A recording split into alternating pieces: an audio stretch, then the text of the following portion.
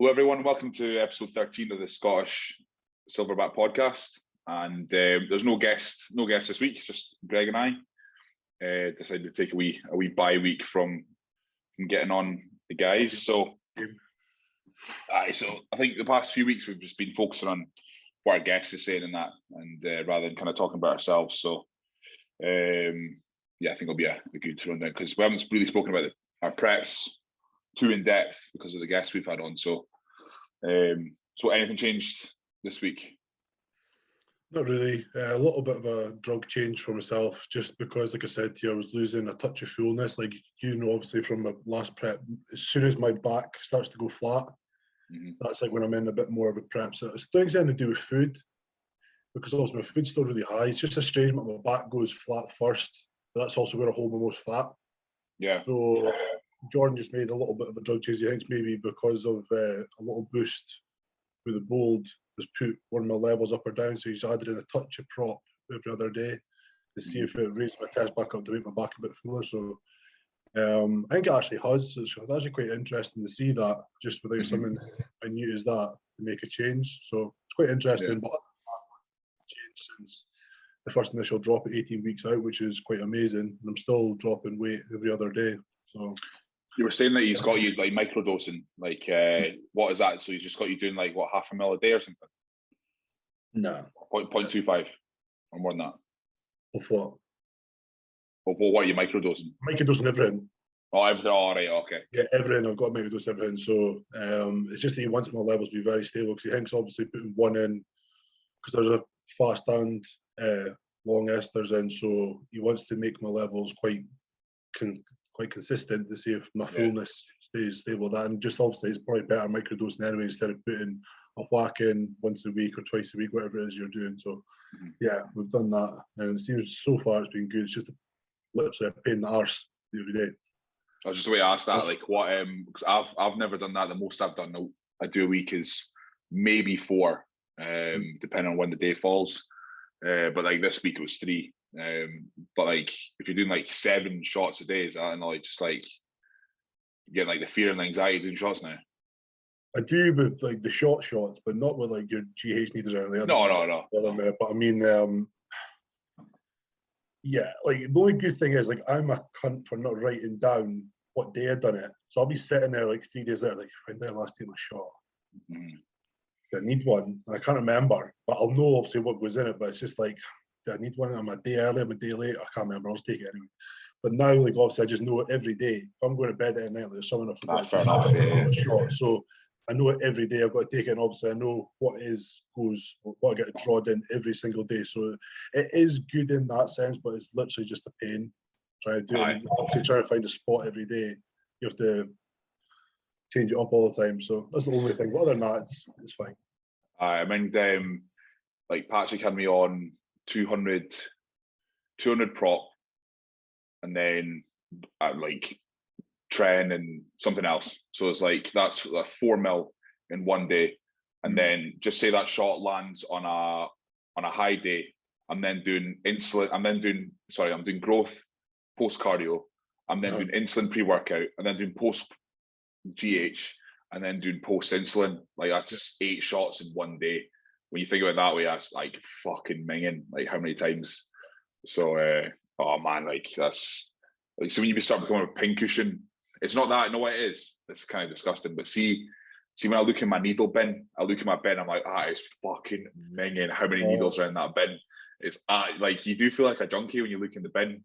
You do, but it's literally like I was thinking like, fuck, how many bins have I went through this year? And I don't just like until it's like kind of semi. I'm like fucking cram like a spoon down there or something, crushed down at first.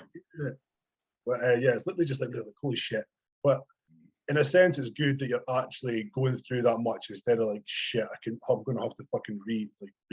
It's not. You're literally going through so much. I'd rather go through so much, and the great benefit of obviously where we stay, it's free. Because I'd be crying if I had to pay for all this stuff all the time. I'd actually be thinking about reusing stuff. I know. It's good. They give you as much as you want. It's not like they're being like skimpy. Because we know boys that reuse, and you're just like, what's the fuck? Like you getting it for free. Like that's just like 101. Like obviously, well, we were exposed to it in terms of that, like the injecting and stuff. But they tell, like, obviously, like junkies and stuff, we don't ever reuse ever. And we're clean and healthy and all that. So yeah, it's daft. Like, and you do hear horror stories. Like, some of the top guys have had like abscesses taken out and that because they've just been lazy as fuck, and they've dropped like a needle on the floor, and rather than taking the gear out and putting in a new one, they've just used it. And you're like, fuck, that's so stupid. I've heard some horrible stories, like horrible. I'm not even going to go into them in this, but yeah, like, some of the things I've heard from people that it's happened to them, or some situations they've been in, fucking. Well, the one Nathan said last week, having the abscess removed from his arse, like that was pretty fucking disgusting. So. Yeah, I think actually the worst one I've seen in person, the scar still there, was Nathan Diash's tricep. Right. Ever see that? He's like one of his. You probably won't see it obviously because it's colour of skin, but it's like you notice there's a big difference. It actually looks like he's got something. It's like right at the cross of the peak. And I think it was when he was jabbing once. I think he said he actually went into hospital and stuff with it. But, you can still see obviously the scar tissue and stuff there. It was like Marcus Rule's shoulder. It always had that horrible chunk of scar tissue on it. I was like, oh, it's been cleaned out at some point. I was fucking ringing, but I enjoyed it. I've not heard anything like that, but no. Yeah, like even last night, like I stopped doing my glutes for ages because I was starting to build up a scar tissue underneath. It was like almost like a hard lump. You couldn't see it, but I could feel it, and it was just like half a base, like half a golf ball kind of sort of like roundness to it. And I was like, I'm going to stop, and it went away after I stopped doing it. But last night I did, and when I put the needle in, it was like going through a little pane of glass. It was like you just like heard it break the skin. It's like fucking hell, scar tissue's still there.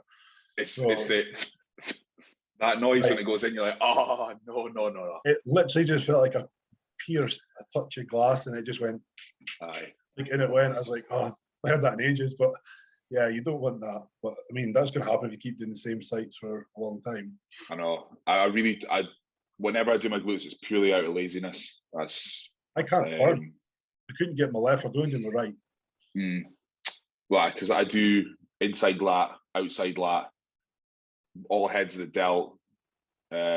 Sometimes do my biceps, and all up and down the quad. So there's plenty of sites, and I'm only using an insulin 1 mil as well, so you don't even feel it going in. So yeah, but when I was seeing Dubai, I had to use blues. I haven't used blues for years to go into my arse. Fucking hell, mate. I don't know what it is. Like, my body just hates them. Like, dead arse instantly, dead leg instantly, huge lumps. Like, when I got back from Dubai, I could feel all the fucking lumps in my arse. It was just like, oh, thank God I'm not using blues anymore, I'll say. Yeah, I remember I ran out for a week and I was just pure laziness. I couldn't be asked going to get new ones. I had just greens and I was just shooting my greens. It was fucking awful. It was awful. I mind a boy we know, he told me he just uses greens. I was like, mate, that's like putting it in a fucking lead pipe. Like, that's fucking horrible. Like throwing a harpoon in your skin. Exactly. Fucking nuts. You actually don't think about it, but you see when you start looking, you're like, Jesus Christ, that's thick. Well, if you can look down it and you can see the circle at the top, that's how you know it's fucking. I think I actually had to do my biceps one day, and that was not an easy task. Like green? Yeah. Oh, mate, no. I wasn't, because I remember I did like the day before my leg, and it was like just the feeling of it going in, like, because obviously we've got quite density to the side of our quads, but it's like, see, sticking it in that, it's not like a flumpy bit of tissue on your bum, it's hard. So it felt awful. I was like, I'm going to try and biceps, it was soft, but it literally, like, it's like, because obviously it's not as sharp or as pointy as other ones, when you push it, it went like in with the fucking skin. I was like, nah. I was thinking about it. Nah, no chance. No fucking chance. We spoke about needles for a good fucking 5 minutes there. Always go and get kids. Always go and get clean needles, kids. 100%. Listen to the boys that have fucked it. What was I going to say? Yeah, so nothing in terms of like not really cardio. Only thing I would say is I've opted out some exercise selections also. You know, Jordan's training is like specifically do this, and it was literally picked exercises to do And I literally felt like on my press and stuff, I'd absolutely rinsed them. There was just nothing I could get more out of that. So I've opted out a few exercise changes for some similar stuff, which you would have seen on like my post today for the chest. And I'm going to do machine press second instead of a Smith.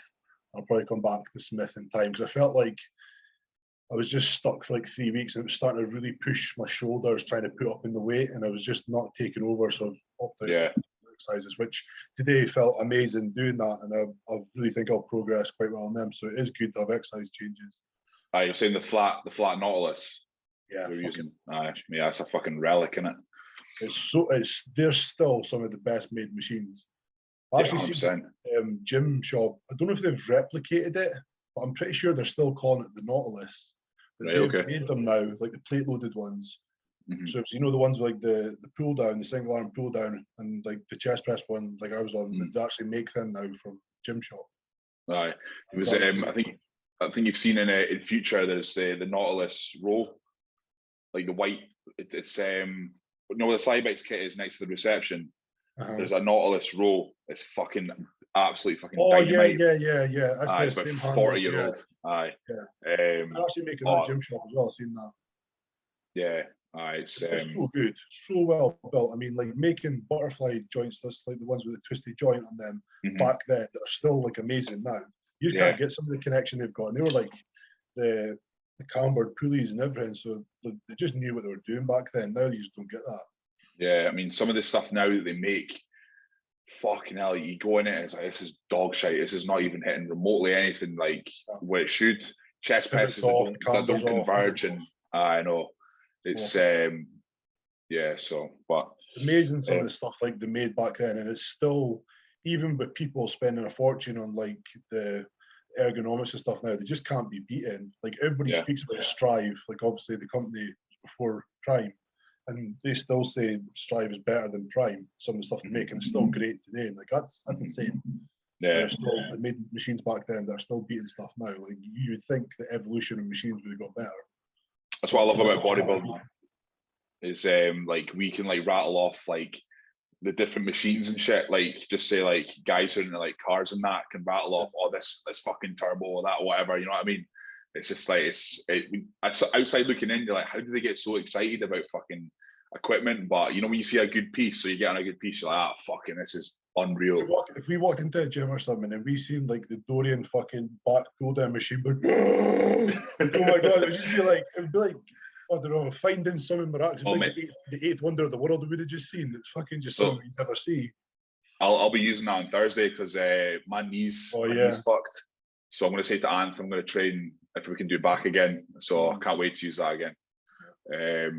I mean, my knees get it's better, but I know what I think I said to you what it was. It's just like warming up in the bike. Cause my training partner Chris, he's been warming up in the bike, and the bike's never agreed with me. Like if I've done a cardio on prep and that, and I think doing 10 minutes on that and then jumping into heavy V squats has just ruined my knees. So it's easing off now that I've given it a break. But the leg session on Friday was just like pump work with the leg extension, pump work on the leg press. It was absolutely fuck all. I got a great pump, to be fair. Yeah. But, I'm not doing anything heavy for the time being. So, but it's the way of it. So it's easing off. So I'm hoping this week is enough to get back into squat. I couldn't even bodyweight squat. It was so painful. Really? So So I've got anti-inflammatories and that from the doctor, but I don't want to take them just yet. I'd rather just see if my body can fight it off by itself. So, but here's me always bragging. I think I've said to you about a million times, I never get knee issues. You've even asked me, like, why do you never get knee issues? And there you fucking go. Got them. It has to happen. There's no way around it. It has to happen at some point. I know. That's things. Approaching 30 now, so it's also falling a bit. There's no way you can keep doing what you're doing, even with like rehab or like the recovery, stretching, yoga, Pilates, whatever it is you want to do. There's still no way around like one day, like just pushing the weight a touch the wrong way. With that much load, there's just no way around it. Nobody can be that prepared. They won't hurt themselves one day or just damage something. It has to happen. Yeah. And it's not we don't know that. We just don't want the day to come. But when it does come, it's just got to be accepted. Yeah, I mean, I think I kind of know what Patrick does post prep with his clients. Like I know he ramps the food up majorly and then pulls the training volume right back and pulls the intensity back. So I'm actually, obviously it's not until October until I'm like done, but I'm looking forward to just giving my body a bit of a break, sorry, because I'm like yourself, I fucking battered it this entire year. It's like absolutely destroyed. So, and if issues are coming in now that didn't exist previously, that's a sign to me that I need to give my body a good bit of time. Yeah. Until the end of the year. So I still find it fascinating. His training approach is like he uses training almost as like a kind of metabolic. I was like, we do cardio. It's like we're not going to cut your food. We're not going to do more cardio. You're going to increase your training volume, like and stuff like that. Like I find that quite fascinating. Like it's another kind of tool to use inside a prep almost, or any type of fucking kind of coaching. That's what he thought with like SST. That's what he said to me. He was like, this is going to ramp like your metabolism right up, and we're going to see if we can push more food with this. And we didn't end up pushing food, but the food he had me on, like that initial diet was like ridiculous. It was like 7,000 calories from clean food. But that was way easier to manage with the SST in. So yeah. And with that came about like a little bit of a rounder look and all that. So, but 4 weeks in SST, and that was me. I was done. I was nailed. Big shock. Yeah. Has your training volume changed starting prep? No, he's not changed. No, he's not changed anything yet. So you had me on a six days a week split when I got back from Dubai for about a month, and then he put me back on a 5-day split, and he just kept me on the 5-day split. So I'm sure if like he wanted to push things without putting the cardio up, he would then put the 6 days back in. But that's what he said. He's like, we might not. So obviously you can't predict anything. So your prep. He's just been alternating the high and low days. So I've done like 4 low days in a row or something like that. It's still relatively high. Like it's like 450 carbs or something. So but I always say when a prep gets into the single digits, that's when it starts getting real for me anyway. That's when it like becomes like an actual goal that's actually going to happen soon, and it gets hard. It gets really like fucking hard at that point, and that's exactly what's happened. Like I'm in the single digits tomorrow, and like my energy levels are like proper dipping now. Like I had to obviously shift like the shopping up from the car, the weekly shop, and I was fucked when I got to the top of the stairs. Like proper like wobbly kind of fucked. Do you think if like just say for instance Patrick went to you, goes, right, we're going to do a show, I'm not going to tell you when, I'm just going to tell you this is the training, this is the diet, do this, do that, this is the cardio, when the show comes we'll tell you. Do you think if like you didn't know, you'd be as fucked? I've always wondered this, like obviously you know when you're at like like kind of 6 weeks, the mentality of it kicks in, you're like, oh, dragging my feet, I can really feel it now. Oh, like because you know. I've always wondered if it would be different if like your brain didn't know, because your brain takes over everything in prep. And you think about stuff, and even when you're not thinking about stuff, it's there. So I've always wondered if like somebody didn't tell you, would it be the same? Do you not think it'd be harder to feel? But then on the flip of that, just say you are fucked regardless. Do you not think it'd be way harder to be fucked and not know the end date? Maybe, but you're kind of like that last year, to be honest.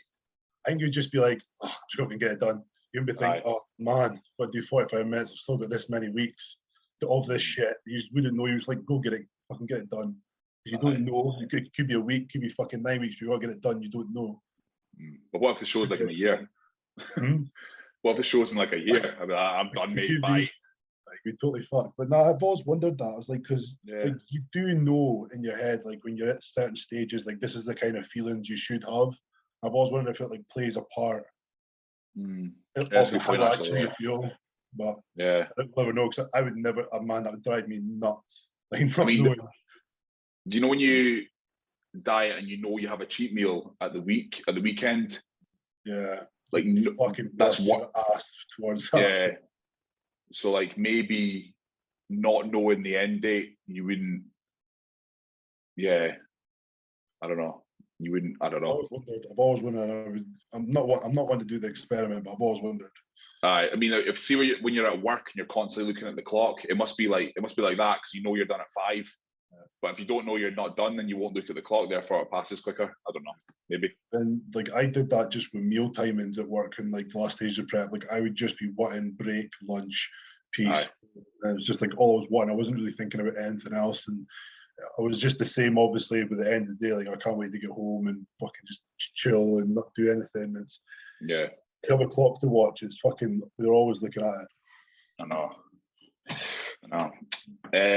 But no, that's everything seems to be flying my side. So hopefully ready-ish in the next four weeks. So it's the best I've looked at 10 weeks out. You feel like you're pretty much the look for 4 weeks out.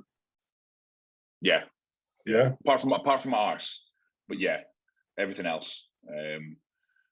Whereas like my arse can take. We can allow the 10 weeks for that to come in. So that's not a big issue. But in terms of everything else, because I trained with the best on Saturday. Okay. So that was really weird. So I haven't done that in over a year, not over 2 years. I was like, what? I would never. No, it's just an experiment, mate. Because I was like, right, I'm training shoulders and tries. Like, fuck it, let's just see what's happening. So I was really happy with how it looked there. So I think in 4 weeks I'll be relatively ready, and then obviously we'll see what we can do from there. So that's pretty cool. So as part of like this one, we said that we were going to do a wee Q&A. So I've got questions ordered in here. Right. So we'll start with trying to find a light-hearted one.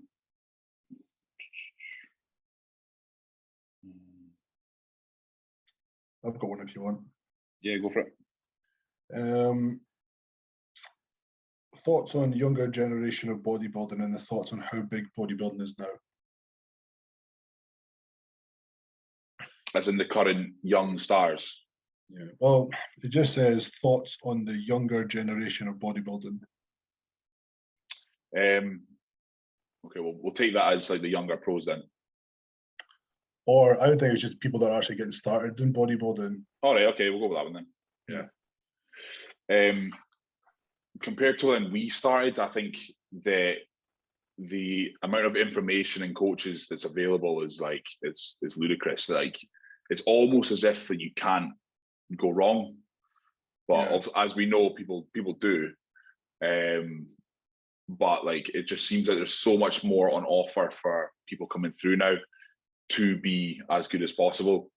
And I mean, if you're making kind of mistakes that we hear about, or mistakes guys who came up when we did make, there's really no excuse for that anymore. You know, I mean, you don't need to have a coach, but like there's plenty of subscription websites that are less than £10 a month than that you can go on and get information from about how to do everything correctly and whatnot. So there is no real excuse in terms of not being as good as possible. I think the younger generation are kind of spoiled compared to what we were. Don't get me wrong, we still had YouTube when we were coming up in that. So like we had something and we had guys in the gym, but now it's like it's almost so mainstream that there's just like so many tools at their disposal to kind of make sure that they kind of come up right and do everything right. And it's weird though, because when you see consultation forms from people and like they tell you their diet and they say that they're proper into this, and you're like, mate, who wrote that diet? Like, where did you get information to write that diet? That's completely ludicrous what you've done. But I think, with that, there also is going to be the potential for a lot of bad information as well. So, you know, it's I was just a way to say it. I think obviously what you're saying is the massive upside to doing things right, but it's also the biggest fuck up for doing everything wrong, because there's so much information, and if you aren't like at least a little bit clued up or kind of know what you're speaking about, you're going to pick up the wrong information, and you could easily do something seriously bad. Because obviously we both know, I mean, we've read some of the things, or we've spoke to some people and they've read it off the net, been told to do this, told to that, and you're like, wow, Like, even to think that was the right thing to do is mind-boggling. Yeah. It's like, that's where a lot of people, I guess, are going wrong. They're just reading the wrong stuff, or they're taking information from nobody. Yeah. Like uneducated people. The worst out of fake idols, we spoke about this before, are just people who are in the fitness industry and they shouldn't be where they are. They've got there out of the wrong reasons, and people look up to them, not because they're clever or not because they do something right or anything. They're literally there for the wrong reasons, and people look up to them and copy them or do stupid things or take advice from them, whatever. Or even if you want to go into the coaches again, who have managed to know how to work the market or know how to create a great website that makes them look amazing when they're genuinely nothing. And people are buying information off these people, or they're coached by these people, and their health's in their hands. And that's like, I think it's the biggest problem just now of people getting the wrong idea, or they're not following the right path. Yeah. I think that's that one. I mean, there's two ways about taking it, I guess. Yeah. In a zombie apocalypse, which weapon would you choose? Fucking Gatling gun. The thing is, there's a zombie apocalypse though, like you'd have to make bullets, and that's a pain in the arse.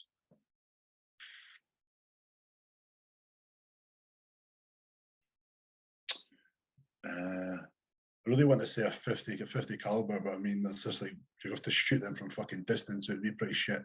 Aye. Do you know the bird in Walking Dead that has the katana?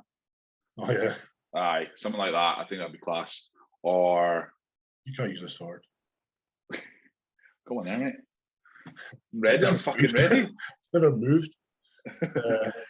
Can zombies die of like fire? Can you burn them and they fuck off? Because I just have like a massive flame. No, because in The Walking Dead, when they burn them, they're still like mangled. They're still kind of half alive.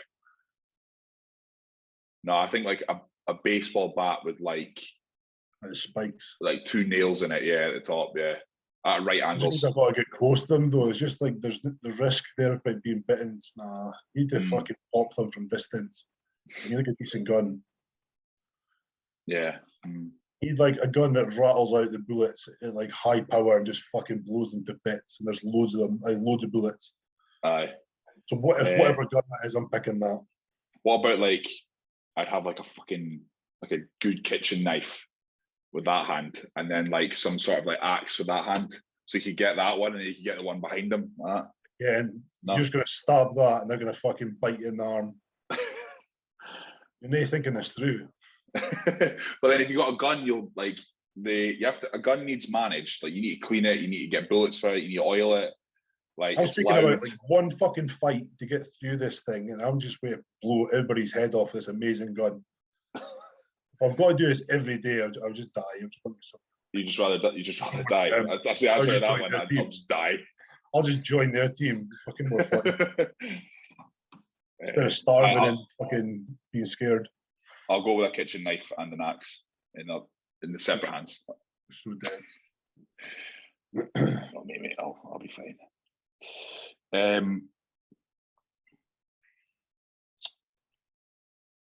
I was just on the Bash Brothers podcast with Dan McNabb, and we were talking about the amount of British guys are obviously going to be at the Arnold. So one of the questions here is like, who you both looking forward to getting on stage with this year, other than each other? Just everybody. There's nobody like I'm going to say like I really can't wait to stand next to them, because I believe like everybody's at such a great standard. So I think just standing in such a good lineup, I think it'll be the best lineup we'll ever stand in to this day anyway, without a doubt. I mean, that's what Dan said. He was like, this is going to be like, this will rival like the top like UKBFF Britishes that used to be back in the day. If you think of like some lineups for like James Hollinshead, Luke Sandow, who else? Samson, Mark Hector, like they've all stood together on stage for like that's a good lineup. Yeah. So I mean, it's like coming to that point that there's a lot of people up there that kind of deserve a pro card, so that looks there. So it's going to be a great lineup. Yeah, it's gonna be mad. And then, like I said on their podcast, is that you've got all the Europeans are able to get there as well. So like, it's not going to be. I mean, the British standard alone is nuts, let alone the European standard coming in as well. So, what's funny is like when I think a lot of people like mention this. It's been mentioned like on Fuad's podcast as well. It's like the look the British guys bring, and it's purely down to like that hard, heavy training. It's like almost the good guys. It's just fucking bred into them. They come up with that grainy, Caucasian, dry, fucking just that look. And it's like when you look at some of the European guys, they don't have it. They're very round, very like they do. Some of them do have great detail, but it's not that like hard, grainy look. The British guys bring that just purely down to the way we lift. So like you could say, you know how they say like Caucasian dry and like all that sort of stuff. Like what's like the Scottish one? Like Scottish what? Scottish striations. Nah, it's gay. I don't know. Scottish sandpaper. Aye. That's sandpaper dry look. That's Scottish sandpaper dry. Dry skin. I'll take that one. Right. One thing you've always wanted to do, but we'll make it not bodybuilding. Something like in real life.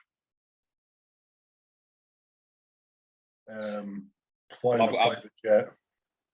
Flying a private jet. Is that what you read? I want a private jet. I want to be taking somewhere in a private jet. Oh, right, okay. So Aaron how much are you talking? Said, sign up and we'll go in your How much are you talking for like a private flight? Just say to like New York or something, do you know? You're sure it's like tens of thousands. God, no, I'll be more than that. I mean, that's not I remember out of curiosity, I wanted to see how much it would be to fly first class to Bora Bora and stay for 2 weeks. Do you want to take a guess? 10 grand. For the accommodation, you were like almost 12 grand. Never mind the flight. The flight was the same. Right. Fucking hell, man. For 2 weeks. Like, don't get me wrong, I think I'd like to experience first class and business class, but when you actually think of that level of money, it's like, what? I don't understand. You know what I mean? That's just fucking ludicrous. You're spending I'm pretty sure it's like six grand to Australia and stuff. Yeah. West is Qantas. Yeah, Qantas is like 6 grand for first class, like that. Like when you think about it, really, you're all in the same plane. Your seat's slightly bigger. Like, I don't know, man. Just fucking. There's like I've seen some videos of people on the things, and it looks fucking like comfy. Like it looks good. I mean, don't get it wrong. I've seen ones where you have your own bathroom and there's like a shower and shit in it. Awesome. That's what I like about Qantas is that or one of the Australian airlines is that they advertise this fucking incredible thing and it's like a tiny writing. It's like business class. I was like, that's not what everyone's getting. I think I've just seen the Emirates ones. The Emirates ones look good. Yeah. Well, when we went to Dubai, like you have to walk. You're made to walk through first in business. You're like, fuck, I'm such a peasant going in the back. But if someone was to sponsor the podcast, I'd be happy to fly business class wherever they are. So yeah. So I've actually got a bucket list of stuff I'd like to do that's not bodybuilding. The number one is obviously go to the Olympia, which would have happened last year. I had it's kind of bodybuilding. Right, okay, right. I want to go to Vegas in September. The very first one's bodybuilding. And then I want to do like a gorilla walk in Uganda. So it's like you do like 16 days and you like trek through like the Ugandan rainforest and you have like trackers with you and they take you to like the gorillas and stuff. Mate, they never come back. They'll just take you as one of the tribe. I hope so. That's what I hope they fucking did. Have you seen that video of the gorilla dragging the boy into the jungle? Did I send you that? Aye, that'll be me just like, yes. Accepted. So I'd like to do that and like a safari as well in South Africa. So I'll do that eventually. But Reagan was like, you need to do that when you stop bodybuilding because like I won't be able to fucking trek for 16 days. I can't do it for half a day. No. And also like, but then I said to her, like, what if like gorillas are wiped out by the time that happens? I'd be really sad. It'd be rare, like surely it'd be done by then. I It's think only like 200 most of left the or something. stuff. I think most of the stuff like everybody do is probably see something in the world, I guess. Like most of the probably endings of our bucket list is like places you want to visit or things you want to do in like somewhere. So I think travels is going to be most of our answers, but yeah, not like I well, want to write a book or anything. You know, like the British and Irish Lions rugby team. Yeah, so they tour every 4 years. So the next tour is in Australia in 2025. So I'm going to see if I can go on that. So that's like my third thing on my bucket list. So I can't really think of anything else bucket list wise, but those are 3 things I've always wanted to do. Mine's is definitely places, and like honestly, I have no idea why I want to go to Bora Bora, because I know fine well I'll be bored out my nut. Like literally all you can do is like sunbathe and see the beautiful place, but other than that, I just want to go for some reason. It's like almost like a kind of statement, like I made it to the peak place you want to go on holiday. Like I've afforded it, I've went there and it just looks amazing. But I know I'd get like 3 days in, it's like fucking hell. It's like what we do. I'm so bored. I would be so bored, but it just looks amazing. But you can go to Maldives and stuff. I think it's just the Bora Bora stuff I've always wanted. I've always wanted to go to Moscow. I've always Russia. what more? No, I'm not talking like rural Russia. I'm just talking like Moscow. I'll go see like I'll go see like the Red Square and stuff, and just see how like kind of mental it is over there. But I've been told it's like amazing though. So I'd love to go see Venice, like Venice Beach and stuff. Just like the things probably most bodybuilders want to do, and like Iceland, and there's just so many places you want to see. And right now, it's just like not something we can really do that often. Yeah. I've been to New York once, and that's like I'd love to just go there every year. I can easily go there every year. It's fucking so class. Yeah. Is it positive to be so harsh on yourself? How harsh are you both with your own check-ins? Very. Yep. I get it's good and bad. I mean, you should see the hard work you've put in and like how good you look. Obviously, I mean, we're not like shit amateurs. We're quite good amateurs, so we should rate ourselves in a sense. But if you don't be that harsh on yourself, you're not going to work as hard in my mind. Yep. Like if I ever check in, even though it probably is good, I'll like nitpick the fucking shittest little things. Like even I wasn't turned slightly enough. Like I didn't pop my hamstring a fucking touch more. Where's that line gone? It's like literally things that are just because the way you've posed that day. But literally things like, fuck, I'm way to look so much better next week. Fuck, these are going to look shit. And it's like, it does push you to work hard, even though it's nothing to do with like the hard work you make, because you're going to look good regardless. But it does make you bust your ass thinking, why is that line gone? Fuck, I'm going to get that line in the right next week. Stuff like that. Line back. Where's that line? Yeah, who was it one of my clients? So I was speaking to someone, and they were just like, so I was just saying like, you're never happy. So don't try and be. Just fucking send me your check-in, and that's that. And we'll just analyze from there. So, I agree with you. I think you need to be, if you're doing this competitively, you need to be harsh as fuck. You do, because you're standing on stage in your pants. Like my own opinion of myself, I'm in control of it. I'm in control of my own opinion.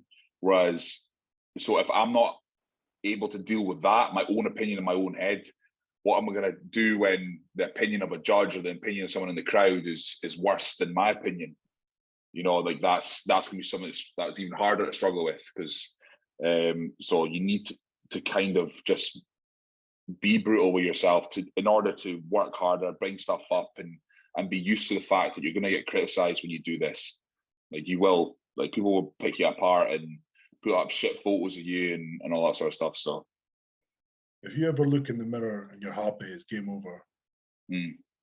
I genuinely believe that. If I ever look at myself and think, fuck, I've nailed it, like that's game over. I could look at Yeah. myself in the mirror every day and say that, then it really is game over. It's just you've lost like the battle of what you're doing in my eyes. So like I'll never be happy looking in the mirror. And some people will say that's a horrible way to think, but for what I do and how good I need to be, it's not a bad thing. And like I'm okay with that. But some people say, Yeah. oh, that's like a horrible way to go about your life, or that's a horrible way to look at yourself. You shouldn't do that. And it's like, I could get that, but I'm doing it for a reason.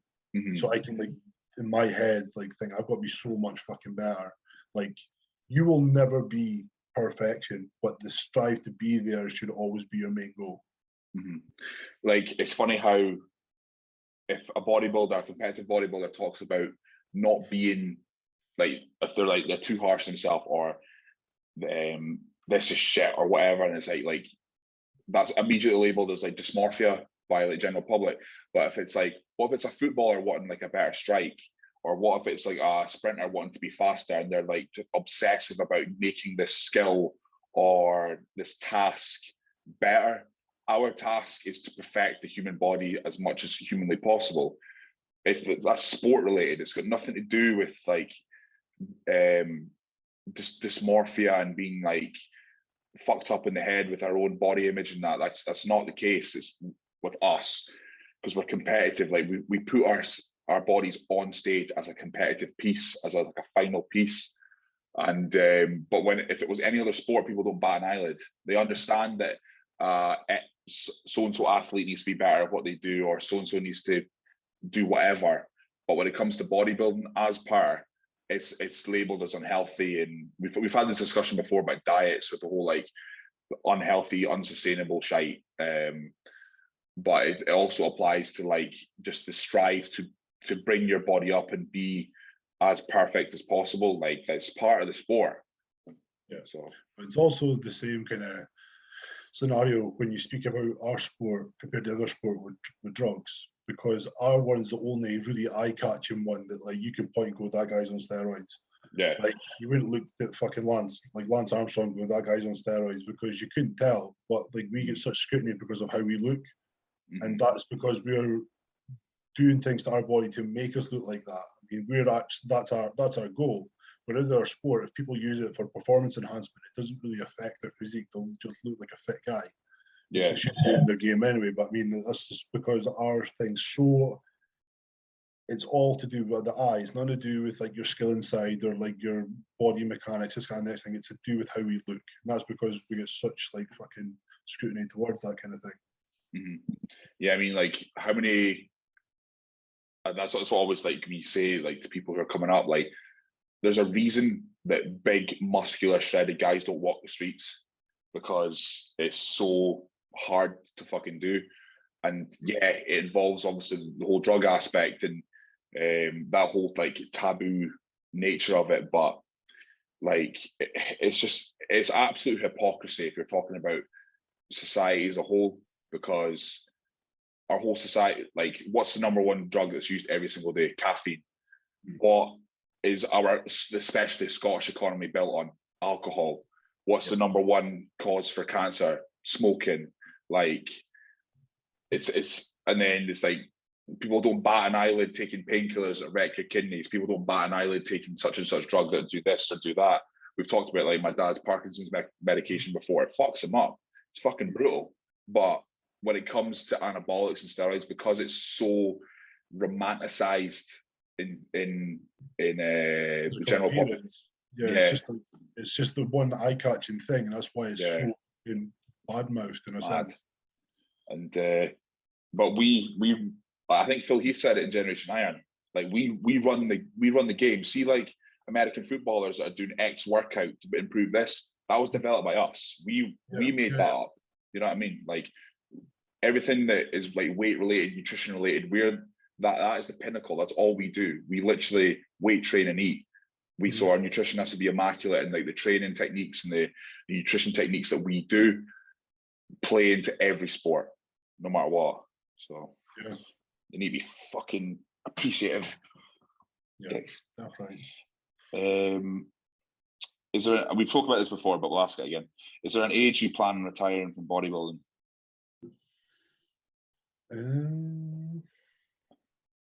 I've got 40 in my head. Yeah, I mean 40 is kind of probably the average white man. We're not Dexter, so we can't go to 52. But I think like once we're starting to hit that old NABA look, the old bodies and that, like I'm gone. I'm not wanting to step on stage looking at that, knowing how I've looked. Like a fucking used handbag. Yeah, like just this leather droopy skin mess. Like once I see some of that shit, I'm done. But I mean, like I would hope my body will go to 40 because I'm still improving dramatically year to year. I'm 32, so I think I've still got some good years left in my legs. But I think once I hit like the top end of 40, I think the thing for us is we need to be very consistent in that and know over the years how much to keep pulling back or how to change something to maintain that, because we will start to deteriorate in that way. But it's really just going to be a matter of like how well to maintain our look as we go on the years. But I still feel great at 32, so I'm not going to say it's anytime soon. Yeah.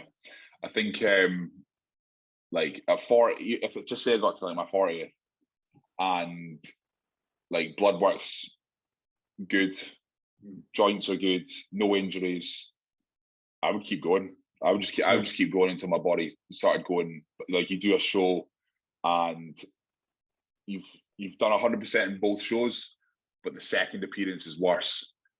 That's when it's kind of like, now it's time to kind of back off this. So don't get me wrong, I don't want to retire because I want to do other stuff in life. Like I'll train until the day I die, but in terms of like the competitive stress, that will end.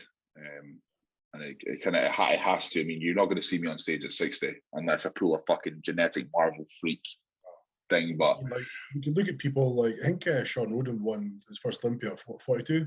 Yeah, something like that, yeah. And he didn't look 42. There's plenty of people on stage who don't look their age, but I mean, it just comes with how much, as you're saying, kind of prep stress and dieting stress, training stress you put on your body over that time. If we're still trying to pound the poundages in our like late 30s, we're going to fucking probably start damaging some stuff. So that's when you need to get smart, or you need to change your training about a bit, your volume, whatever. Yeah. But it's just all about how much we maintain that. Using those younger years to just slap on the mass, and then just using kind of higher volume techniques, lighter weight, just to kind of ensure. I mean, that's why Jay's lasted so long. That's why Jay's still in fucking amazing condition, and because obviously he added the size very young, and he's a genetic marvel as well. So he added that really quickly, and then from that point he kind of just used volume to kind of take it from there. Whereas Ronnie did what he did to add the mass and then some, and kept doing that and that and that. And same with Dorian as well. Like at the end of the day, I mean, but he was almost winning natural. So when he went on juice and went to fucking Superman level, it was like that's all he wanted to do, all he could do, and he was doing it. Yeah. Like, when you're that one of the strongest guys on the planet, you're not going to say I'm going to stop now. I know. That guy. We talk a good game. I'd be like, oh yeah, I'll know when to pull back, and it's like, we'll have a fucking torn quad and be like, nah, I'm still fucking doing this. Fuck it. Yeah. It'd be very hard to go back when you're that good at something.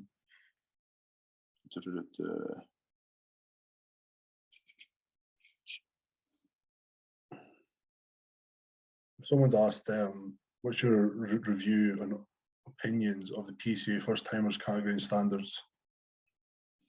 I think it was the show just passed, was it? We could always have a wee look at the roof. I don't know if it's all. I mean, I've just seen some of the guys. I think the standard, if it was for first timers, they were very good. It was actually a very good venue. I was quite impressed with the venue. Is it not Hull? No. Is it not Hull? No. No, I think it was Hull. What I'll do is I'll do a screen share. Someone's also asked if we would ever put on a posing workshop. See, this is what's annoying me, right? I've put on posing workshops in the past, and I've had a few with good numbers, and other ones I've had absolute zero fucking interest in. And I have to rent a studio, I have to put it all together, advertise it. I just see when it comes to posing, I just feel sometimes that, I'm not sure if you're the same, that I don't get a ton of enjoyment out of doing posing with other people, because the seminars people bitch and moan about how shit their posing is and then don't come to my seminar. I'm not saying I'm Billy Big Balls, but like I'm the only male in Scotland putting on seminars and people don't come. And then when you've got someone one-to-one, they're posing with you, you change their posing. The next time they come in, their posing's still shite and they're doing exactly what you changed the time before. It's infuriating. So like people ask me why I don't do more posing. Those are the reasons, because I want people to do well. I want people to be better at posing because it's something we're both passionate about. It's both something we're both known for. So when I'm trying to fix your posing, I'm doing it because I care. And then they come back in 2 weeks later and their posing is as shite as it was before I corrected it. I'm like, what's the point in this? Yeah, they fell right back into the habits that you've just corrected. And it's like, you didn't even listen. You didn't even give you serious pointers of how to look good here. And you just went back to looking shit. It's funny, the amount of times where I've put a routine together for someone and I've watched the routine like that is not what we've done for 6 weeks. Like, you're like, fuck's sake, what is the point? You know what I mean? So posing, I would never consider myself a posing coach because it does infuriate me how non-serious people take it. So posing's not easy. Posing, obviously, I wouldn't say it's a natural thing. I mean, you have to be quite good naturally. The people who are quite good at posing naturally are going to be the ones that can actually do it. To try and like teach a robot how to do posing, it's not easy. I mean, it's because it comes so easy and simply to us. So see when you're trying to put someone's hand in a position or just get their body to twist and you tell them to go back into it, they don't do it. You're like, how is it that hard to go from where you just were, I've just shown you, to not doing it? Your hand's exactly the same on the floor. Like, I just taught you that. I've literally and that is infuriating, but it's because it comes so easy to us and not to them. And it's quite hard to kind of grasp that for us. It's just like, I've literally just moved your hand. Yeah. Why did you move it back? It's like that. It's like, it's like from that 2 seconds, you've just forgot what I've told you. And it's like, they've literally just didn't even think about it. And it's just because it doesn't come naturally to them. But that is quite a task in us to keep teaching that. When it's like, Jesus Christ, it's so simple. I know. It's I'm literally moving you into the position I want you to be in. I was like, look in the mirror. Right, look back. Okay, you've just completely changed it. Everything I've told you to do is fucking mental. I would like to do more posing if like it was less mind numbing, but unfortunately, it's I would love to teach more people posing, and I've had like a lot of people come posing, and a lot of them are really good, but some of them, like even if they come in every week, it just doesn't like. It's fucking tough. They come back the next week, and it's just exactly the things you've just changed. I know. That's what I mean, mate. It's like I love helping people, but some people don't want to help themselves. That's it. At the end of the day, they don't want to help themselves. So like this is the overall, is it? Overall. That's great. That's awesome. That's British standard in my opinion. Yeah, that's really good. That's really good. So I'll even give the physique guys props. Looks so good anyway. And the bodybuilder, I don't even know who he is. He's big nuts. Big nads. He looks good. Very, very nice physique. Yeah, it's a great one. God, he's short. Dubai boy. Was he? I don't know. I thought I saw the Dubai flag. On his prophecy. All right. It looks good. Yeah. No, it's a very good physique. This is what I mean. Like, see, a first timer class can be so unpredictable. Like, you can have a first timer class that is dog shit, or you can have a first timer class that's going to have future British champions in it. The boy's been waiting like years to compete, and he's just polished the fuck. It fucking can't happen. Aye. No, it looks really good. Yeah, who's he coached by? Do you know? Oh, no idea. I saw Jace in this photo. Hold on. Is it Jace?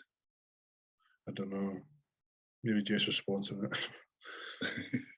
With all his monies. No, it looks good. I think Jace just likes a photo up. Oops. What have we done?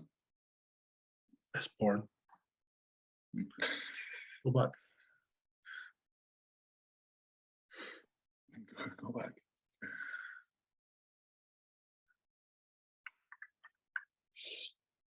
Aye, and then the physique guys. Yeah, that's a really good physique. Yeah, that is physique. But that line that you just shown, that is like that's like a telltale of a really good physique, because not every guy's have that perfect line. That dry lower oblique. Yeah. Class. There's a lot of went into that.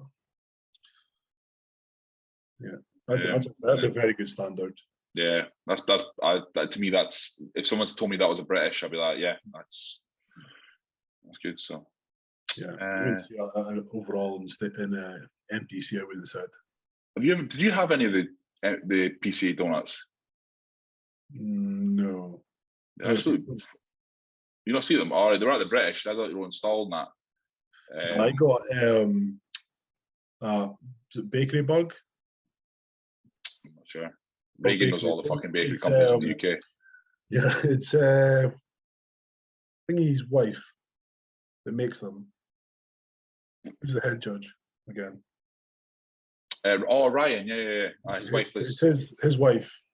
Oh, right. They were really good. So yeah, that was the first timer show. Yeah. When's the next one? Here we go. There's quite a lot. There's tons, yeah. Usually have there's that Asian roundness. Yeah. It's so full. Yeah. Full. Just because they've got such tiny joints. Yeah. You see Dusty Hanshaw? You see his post? I never know. Just out of hospital. Is this one? Reagan showed me it. Oh, that's brutal, eh? That's congealed blood after his esophagus blew open. What the fuck? Yeah. Ooh, I'll delete that before I fucking pass out. Was there any more of that? Hold on. Fine. Fucking you just don't think how did he cut his esophagus from eating a bit of fucking steak? You know what I mean? Mental. Jesus. So bad. Did you see? Well, he's recovering now, so he's all right. So. Yeah. Did you see? Brandon Harding didn't win. For a second. Yeah, I saw that. Yeah. Guy beat him was still very good. He just had more muscle. They were saying on the Bash Bros podcast that there was a bomb scare, so they had to evacuate the building. Really? Yeah, apparently. Yeah. Oh. I was saying I was saying on that. That's what I'll do at the Arnold. See if I'm coming off. I'm gonna be like, there's a fucking Greg Taylor's got a bomb in his bag. But I've seen it at Die Hard. Yeah, fucking. So yeah, that's pretty mental. Like a bomb scare sure is fucking free right off. I know, you think after all the COVID shit, it's just let this go smoothly. It's the same as you see the Danish boy had cardiac arrest against in the Euros. No.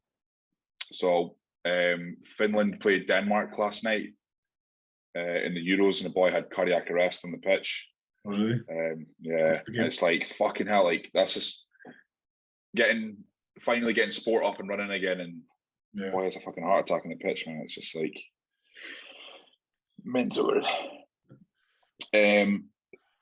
So for guys who aren't competitive, it's probably a good question. The difference between the IFBB Pro, the IFBB Elite Pro, NABA, UKBFF, and how they all tie together. They don't tie together. No. Yeah. So the IFBB Pro is what I describe it as the FIFA of bodybuilding. See, when I'm explaining stuff to my mum, I'm like, the IFBB. It's the Super Bowl. Yeah, that's FIFA. Yeah. The IFBB Elite, I believe it was the old European head of the IFBB Pro League fell out with Jim Mannion. Yeah. And then he created the IFBB Elite Pro.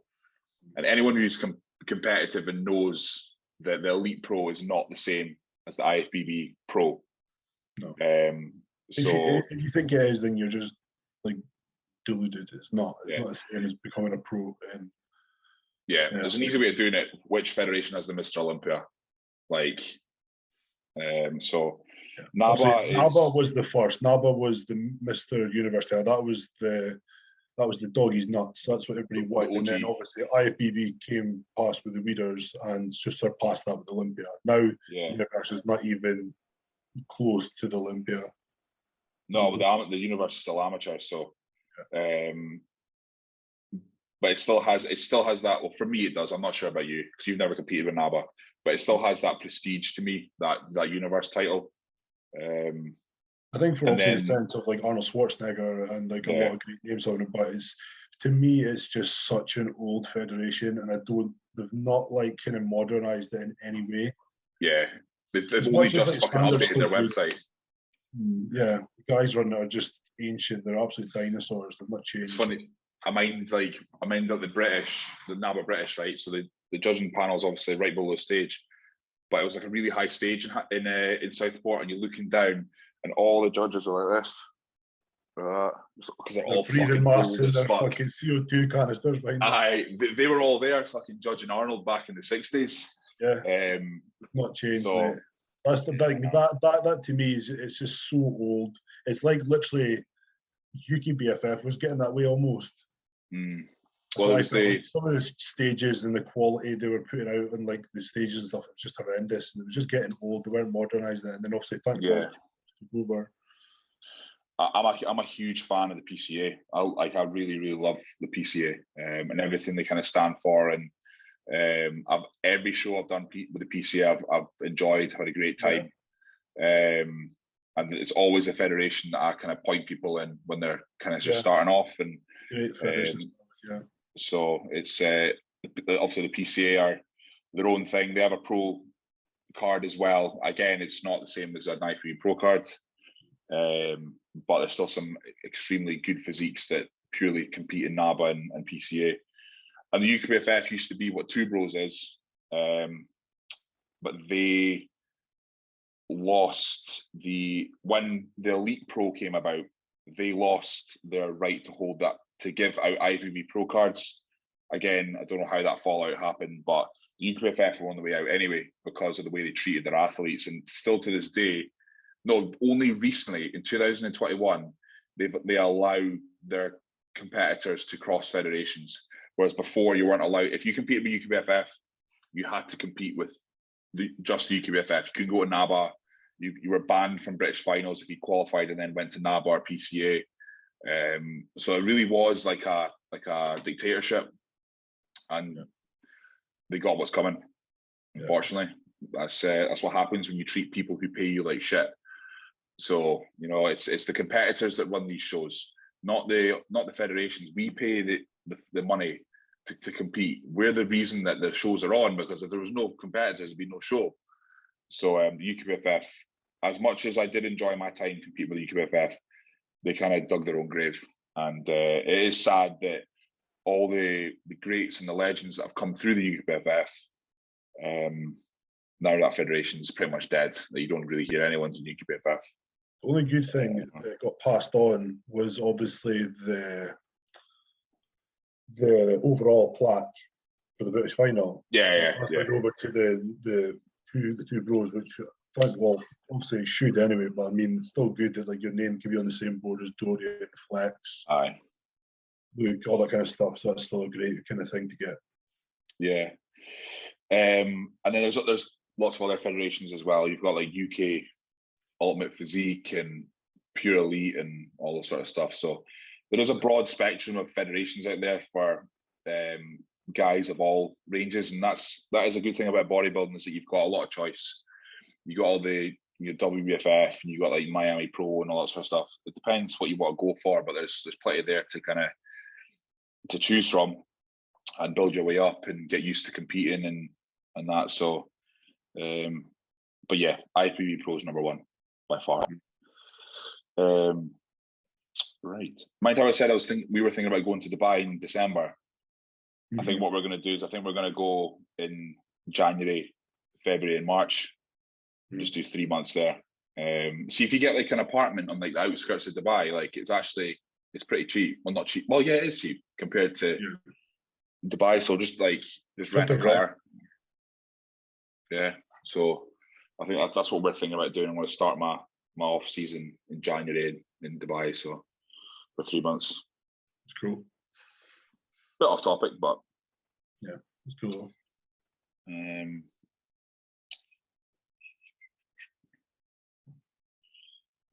Someone's asked if one gym you'd both love to train at.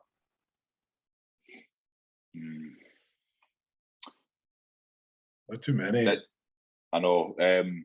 Destination Dallas. That looks class. Yeah. I like to train there. Yeah. Oxygen in Q8.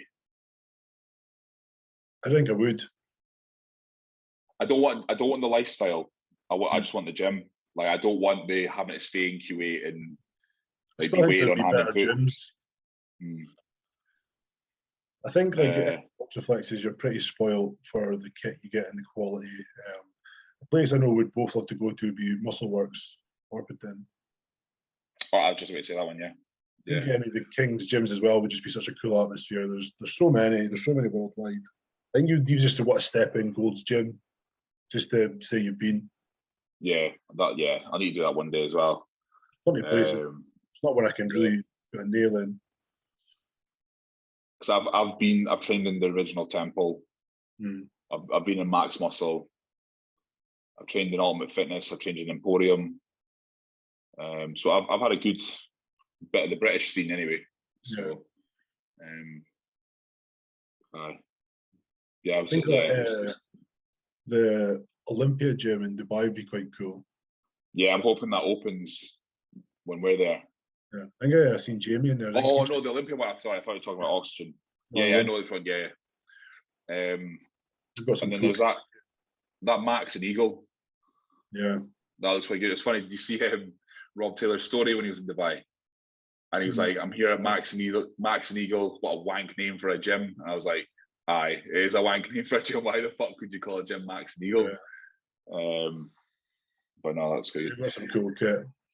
I mean, obviously we were in Beano's in Dubai. I'm pretty sure that's not how you pronounce it as well. It's Beano's for something. It's Beano's, yeah. But like, we obviously Beano's just sounds funnier. That was we spoke about it on the podcast before. That was good, but now that I've seen it, when you see the photos, it looks great. But you see when you actually see what kit and stuff's there, it's not. The benches are like the fixed benches are matrix, and all the leg extensions are shite. It was good. It was really good, and I don't regret going at all. And obviously we bumped into like Jamie and Jace and a lot of the British scene out there as well. So it was really, really good. But I preferred Train SF. I don't think that was if I could own a gym, that would be my gym. I think when we go back to Dubai, that's where we go, unless the new Oxygen's open. I don't know when that's due to open. Cool. Yeah, that'll be cool. So seen that. I watched the new Fuad podcast, and Nathan says that they're not allowed to play music in Oxygen. In the Q8 one. Yeah, think about it. You never even if they hear you, even if they hear on your earphones, you got to turn it down. Fucking hell. But then I might hear back in the day, like the original Golds in Venice, he didn't allow music either. Wow. So it's odd. Like you can't imagine a gym without music. Well, I can. I've been in one in lockdown, but it's odd. Like it's really different obviously when you got your own headphones in, but if they didn't allow stuff like that, that's fucking weird. I know. The library. Actually, hold on.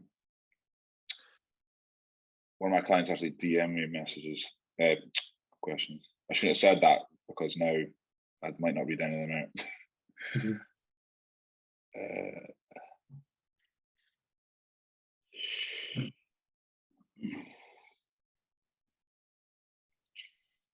I thought we were going to be leaving. I know.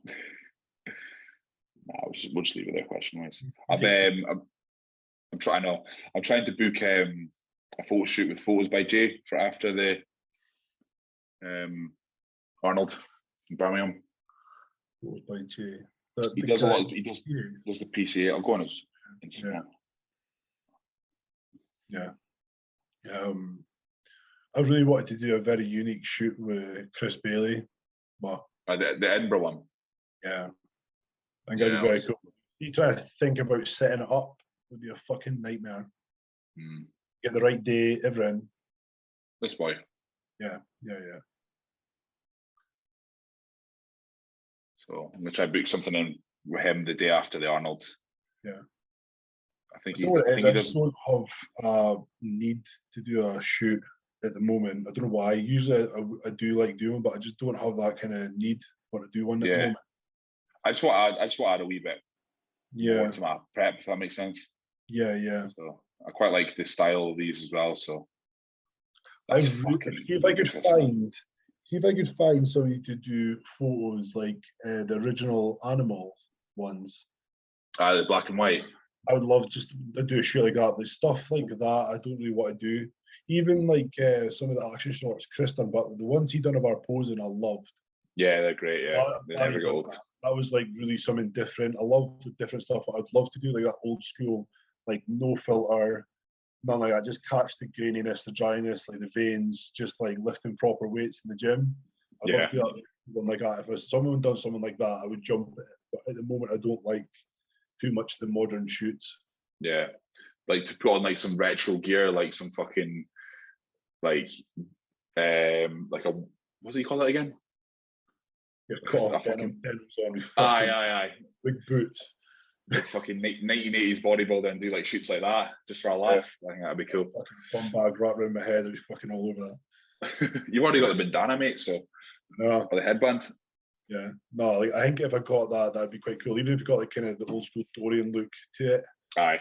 It'd be cool to get like proper black and white grainy shots in the gym, lifting proper weight instead of like pushing about the stuff. It would be quite a cool shoot. Yeah, it'd be class. We'll call it a day there. Could do. Yeah, I think that's an hour. Yeah. Right. So again, guys, if you've come this far in the podcast, we really appreciate obviously appreciate you coming this far and listening to what we've been saying. So we're gonna have Brad. Fuck, that's really bad. I forgot his second name. 2 seconds. Australian pro classic. Brad Dwight, yeah. Australian overall IFBB pro. Brad Dwight on next week, and we've got the biggest bodybuilder the week after that. Josh Malley the week after, and so we've got a good line of guests coming on. So hope you enjoyed our wee wrap up of what we're up to in that, and our wee Q&A. And so remember to subscribe, follow us on Instagram, and also of course any questions, just let us know. Cheers, guys. Catch you next week. See ya.